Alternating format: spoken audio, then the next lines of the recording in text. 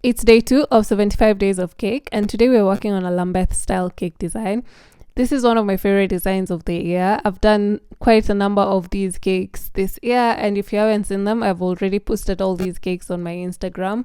It's one of my favorite designs. I like working on intricate designs, and one of the best tips I'd give to anyone who wants to do this type of design is, before you start, make sure you know 100% the circumference of your cake. Use a flexible measuring tape or a string to get the circumference of your cake, then divide by the number of panels you want. Say if my cake is 22 inches circumference and then I want 7 panels, so I just do 22 divided by 7 and go 3 point something. Then that makes it look much tidier. So I did the same for the top and the bottom. My top tier is a 5-inch, my bottom tier is a 7-inch. And then for the first design, where I used to do the arches, I used a petal tip, a 104. And then for the shells, I used a tip number 18. Then for these ruffles, I used a tip 104 again. Then for these big ruffles, I used nozzle 113 or any big leaf nozzle. And then for the bigger shells, I used one of my favorite tips, number 864. And I know these nozzles might not be the same for everyone, or some might not have numbers, but given the numbers I've said, you can just Google and see if that's the one that you have and you can use.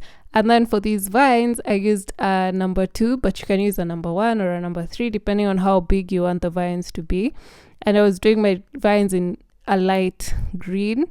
Yeah, I didn't want to do dark. Maybe the inspo photo had a light green. And then next I did purple lavenders with, is it lavenders or just lavender?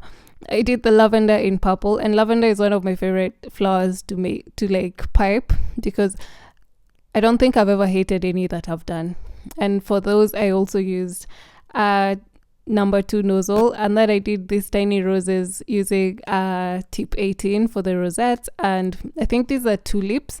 I also used number 104 again to make them. Then at the bottom of each panel, I used the number 18 nozzle to do yellow shells, and in between them I did pink rosettes, and then added some leaves, like using a tiny leaf nozzle, added some leaves whenever I felt like adding. And this was meant to make everything seem very florally. I don't know if that's a word. And then came my worst flowers. I don't know if these are called forget-me-nots or daisies. I do not know what they're called. And my idea was to pipe them on a piece of parchment, then freeze them, then put them on the cake wherever I want.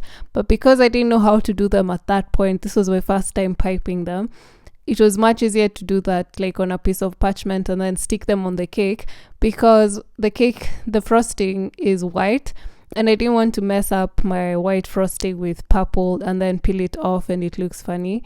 So that's how I ended up doing mine. If you'd like a slower version of this design, showing it much better where you can actually see what I'm doing, please let me know in the comments and I'll try and add it to one of these 75 days. Okay, I'll see you in the next one.